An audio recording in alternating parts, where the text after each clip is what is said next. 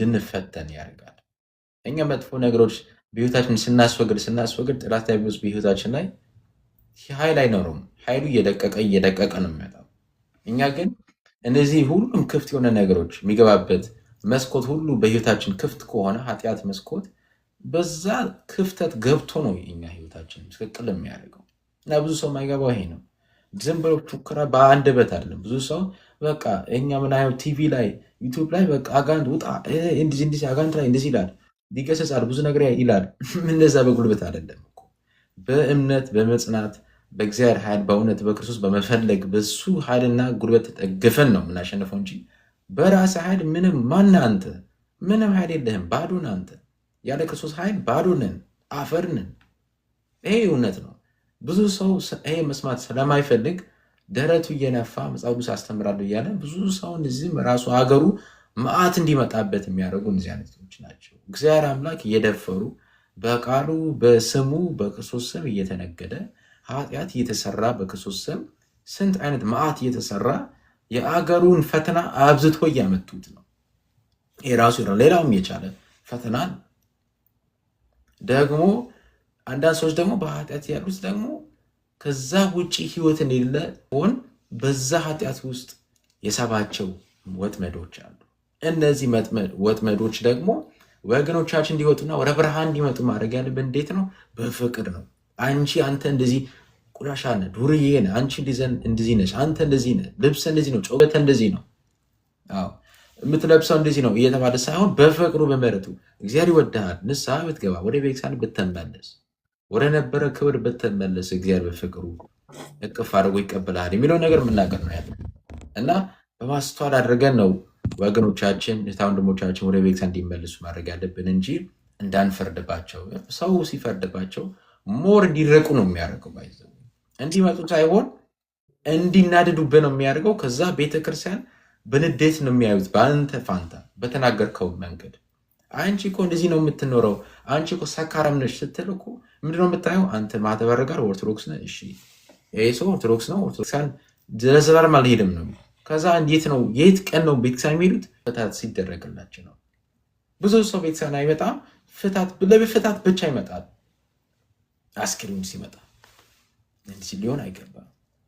ቤተክርስቲያናችን በክርስቶስ ደም የተዋጀች አካሉ ናት ያለው ክርስቶስ እኛ እንድንቀደስበት የምንለወጥበት የሚፈወሰን እኛ እንዲለወጥን የኛ የሕክምና የነፍስ ሕክምና የምንቀበልበት ነው ቤተክርስቲያን እንጂ ቤተክርስቲያን የተቀደሰ ለመላካዊ ባህሪ የተላበሱ ሰዎች አለን ቤተክርስቲያን።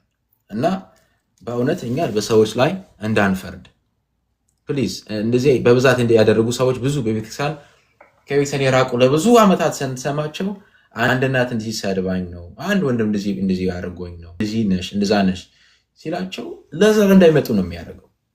ተሰናክሎ ለዘላለም እንዳይመጡ ያዝናል። እኛ ግን በፍቅር በናወራቸው ቁስላቸው የሚያሳዩት እኮ ክፍት የሆነ ፍቅር ልብ ሲታይ ነው። ሰው ቁስሉ አያሳየም። እኛ ፈራጆች ከሆነ ወደ ሕክምና ስንሄድ እኮ ሆስፒታል ስትሄዱ የሚያከም ሰው ይመጣና ያያል፣ በሽታን ያያል ወይ ህመም ያያል። ከዛ ይሄ ህመም አያሳየኝ ይላል። ወይ የሚያመዚህ ነው ወይ ይሄ ነው ወይ ጀርባ እንዴት ነው ወይ ስትተነፈስ ምን ይሰማሃል? ለምንድን ነው የዚህ ሰው ችግር ይረዳል። ከዛ ሲምቶች አስቀምጦ ይሄ ችግር ነው ይላል። ወደ መንፈሳዊ ሲሆን ለዛ ነው እኮ ሰው የሚናዘዘው እኮ ለንስሐ አባት ቤተክርስቲያን ውስጥ ዶክተር እኮ ነው፣ ሐኪም ነው፣ የነፍስ ሐኪም ነው። የአንተ ወይ አንቺ ህመም ያያል፣ መንፈሳዊ ችግሮች ያያል፣ መንፈሳዊ ህመም ያያል፣ ቁሰሉም ያያል። ከዛ ማክም ነው ስራው። ደግሞ ፕሪስክራይብ የሚያደርገው መድኃኒት የክርስቶስ ሥጋና ደም ነው። ሄዴክም አይሰጥም። ምንም አይነት መጥፎ ሲምተም ማያመጣብህ እውነተኛ የክርስቶስ ሥጋና ደም የሚያሳርፍ ሰላም የሚሰጥ ዲያብሎስ ድል የምታደርግበት እና የነፍስ ጤና የምታገኝበት ነው። የዘላለም ህይወት የምታገኝበት ነው። አዳምና ሔዋን ከገነት እንደተባረሩ ይሄ ሲበሉ አሁን ደግሞ የክርስቶስ ሥጋና ደም ስንቀበል ወደ ዘላለም ህይወት የምንመጣበት ነው።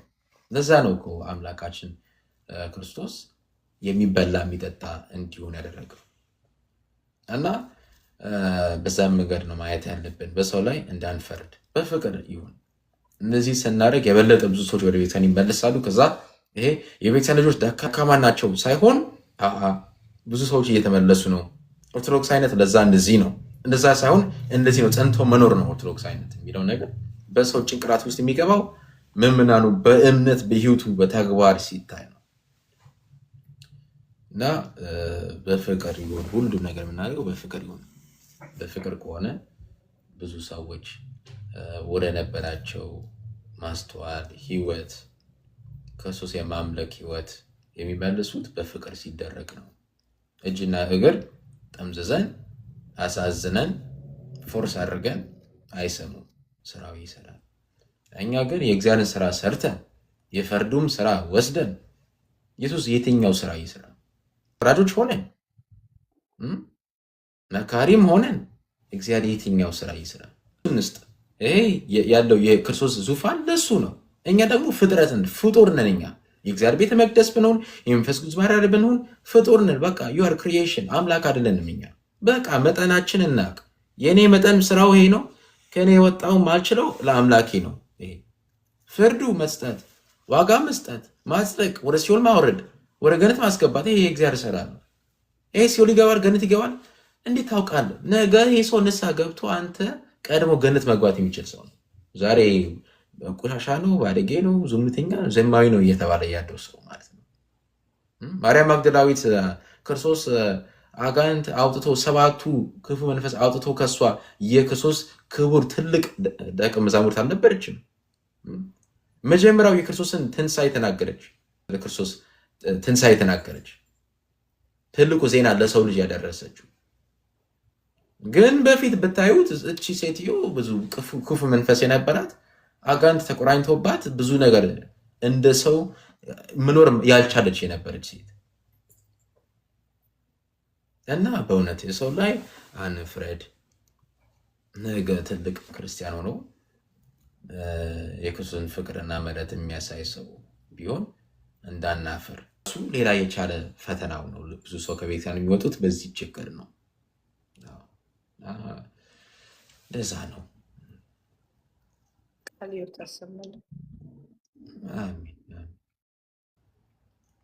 ቃልዎትን ያሰማልን። ወንድማችን በእድሜ በጤና ይጠብቅልን።